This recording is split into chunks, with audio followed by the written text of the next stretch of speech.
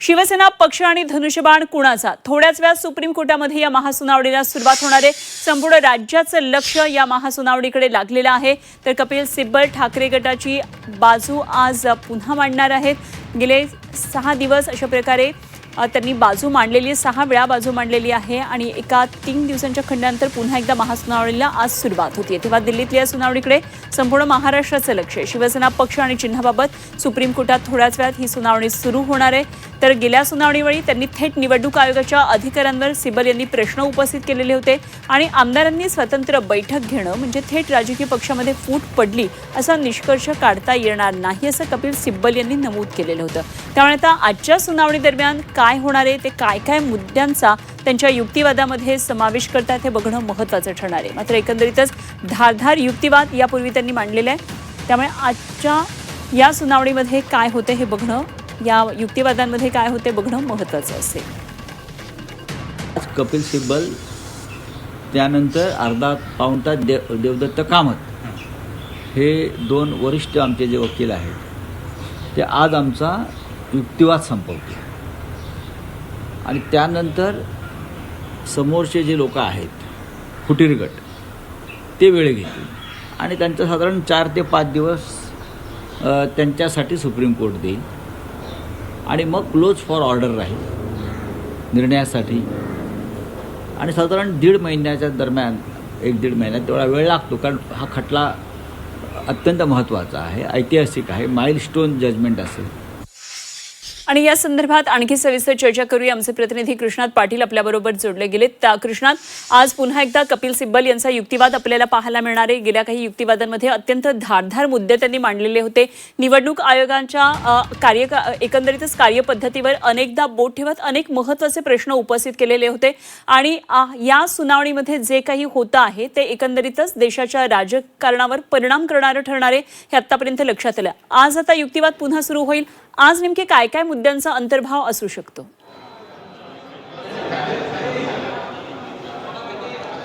अनुपमा, 2 मुद्दे आहेत, 1-2 आणि तशात 2 याचिका देखील सुप्रीम कोर्टापुढे आहेत। एक तर शिवसेना पक्ष व चिन्ह हे एकनाथ शिंदे यांना केंद्रीय निवडणूक आयोगानं दिल्यानंतर त्या संदर्भातला एक वेगळी जी याचिका आहे ती आहे आणि त्यानंतर आमदार अपात्रतेच्या संदर्भात आतापर्यंत शिवसेना चिन्ह व पक्ष हे कशा प्रकारे एकनाथ शिंदे यांना आपल्या अधिकार क्षेत्राच्या बाहेर जाऊन निवडणूक आयोगाने दिलं हे सांगण्याचा प्रयत्न हा कपिल सिब्बल यांनी केलेला आहे आणि यासाठी विविध पुरावे हे देखील पटलावर ठेवले गेले। परंतु आता आमदार अपात्रतेच्या संदर्भातला मुद्दा जो आहे त्याच्या संदर्भातला युक्तिवाद आज कदाचित कपिल सिब्बल हे करतील, कारण आज शेवटचा दिवस असेल। शिवसेना UBTचा जो युक्तिवाद पूर्ण आज केला जाईल आणि 2 वकील आज युक्तिवाद करत आहेत, एक तर कपिल सिब्बल आणि दुसरे देवदत्त कामत। देवदत्त कामत यांनी आमदार अपात्रतेच्या संदर्भात केस लढवली होती शिवसेना UBTकडून आणि राहुल नार्वेकर यांच्यासमोर त्यांनी शिवसेना UBTची बाजू मांडली होती। त्यामुळे आज कदाचित देवदत्त कामत हे आमदार अपात्रतेच्या संदर्भात ही पूर्णपणे बाजू मांडतील, युक्तिवाद करतील अशी एक शक्यता आहे। त्यामुळे कपिल सिब्बल हे थोड्या वेळासाठी शिवसेना पक्ष व चिन्हाच्या संदर्भात बाजू मांडतील, तर त्यानंतर देवदत्त कामत हे आमदार अपात्रतेच्या संदर्भात युक्तिवाद करताना पाहायला मिळतील। आता गेल्या काही दिवसांपासून म्हणजे जवळपास 6 दिवस तसं पाहायला गेलं तर कपिल सिब्बल यांनी घेतलेले आहेत आपला युक्तिवाद पूर्ण करण्यासाठी। आजचा 7वा दिवस आहे आणि या दरम्यान त्यांनी निवडणूक आयोगावर थेटपणे अनेक ताशेरे ओढले।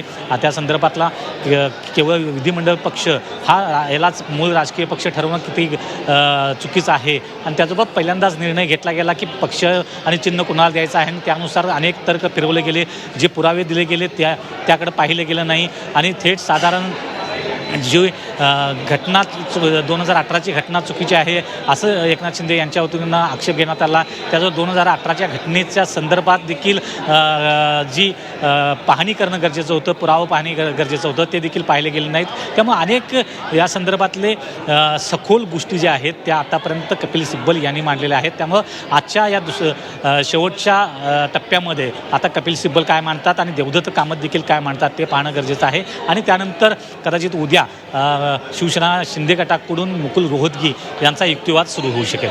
अगदी कृष्णात मागच्या सुनावणीमध्ये कपिल सिब्बल यांनी आपण सांगितल्याप्रमाणे निवडणूक आयोगाच्या अनेक एकंदरीतच कार्यपद्धतीमधल्या अनेक मुद्द्यांवर हात ठेवलेला होता, बोट ठेवलेलं होतं.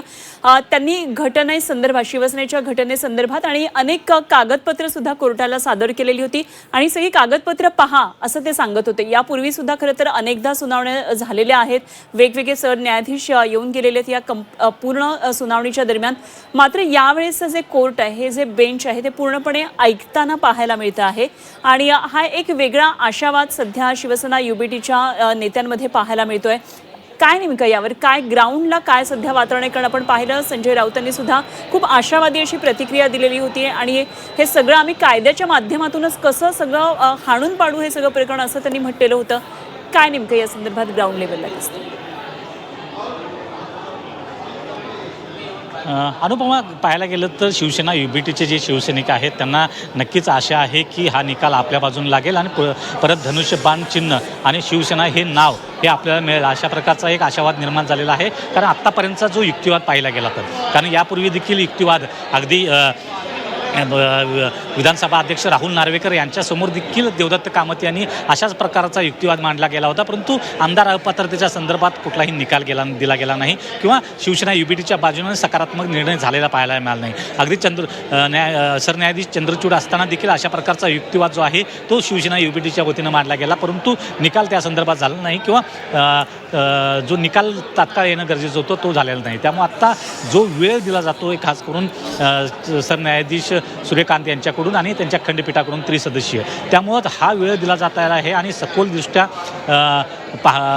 ऐकून घेतलं जात आहे, वारंवार टिप्पणी केली जात आहे. ते पाहता नक्कीच एक आशावाद ग्राउंड लेवलला शिवसैनिकांमध्ये, ठाकरेंच्या शिवसैनिकांमध्ये पाहायला मिळतोय. परंतु निकाल मात्र आत्तापर्यंत जरी सकारात्मक सुनावणी होत असली, सकारात्मक युक्तिवाद होत असला तरी फायनल निकाल मात्र शिवसेना युबीटीच्या बाजूने लागेल की नाही याबाबत देखील एक साशंकता वारंवार निर्माण झालेली आहे शिवसैनिकांमध्ये तसेच नेत्यांमध्ये. कारण आतापर्यंतचा अनुभव पाहिला गेला तर, जर आतापर्यंतचं मेरिटवर पाहिलं गेलं आणि युक्तिवाद पाहिला गेला तर नक्कीच या संदर्भात आशावाद निर्माण होतो. परंतु दुसरी बाजू देखील पाहणं महत्त्वाचं आहे, कारण जेव्हा मुकुल रोहतगी दुसरी बाजू मांडतील तेव्हा देखील अनेक मुद्दे चर्चेला येतील आणि त्यानंतरच या संदर्भातला जो निर्णय आहे तो सुप्रीम कोर्ट देईल. खरे कृष्णात, आणि त्यामुळेच आता दुसरी बाजू ही खूप इंटरेस्टिंग असणार आहे, कारण कपिल सिब्बल यांनी अत्यंत घणाघाती अशी सगळ्या युक्तिवादातले सगळे मुद्दे होते. त्यामुळेच आता शिंदेचे वकील काय बाजू मांडतात ते आपल्याला पाहायचंय. आज आमदार अपात्रतेसंदर्भात विशेषतः हा युक्तिवाद होईल असं आपण सांगताय आणि तोच एक आता महत्त्वाचा मुद्दा राहिलेला आहे. मात्र यामध्ये नेमक्या काय काय आपल्याला मुद्दे पाहावे लागणार आहेत कृष्णात? कुठकुठल्या मुद्द्यांवर फोकस असू शकतं? काय काय मुद्दे याच्यामध्ये येऊ शकतात आजच्या युक्तिवादामध्ये?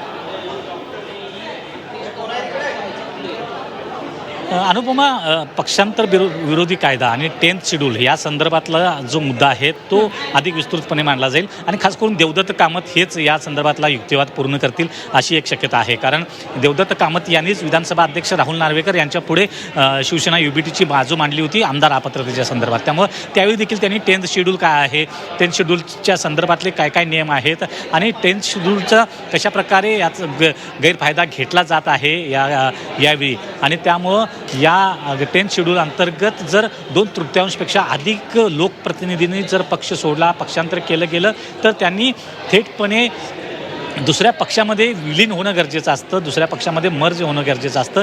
जसं की तृणमूल काँग्रेसमधले जे 20 खासदार आहेत ते दुसऱ्या एका छोट्या पक्षामध्ये त्रिपुरामधल्या एकदा छोट्या पक्षामध्ये विलीन झालेले पाहायला मिळाले. परंतु या ठिकाणी मात्र शिवसेनेतून फुटल्यानंतर थेट शिंदेंनी स्वतःच्याच मूळ पक्षावर दावा केला गेला आणि त्याचबरोबर हा दावा त्यांचा मान्य केला गेला आणि निवडणूक आयोगानं शिवसेना पक्ष आणि चिन्ह हे दोन्ही दिलं गेलं.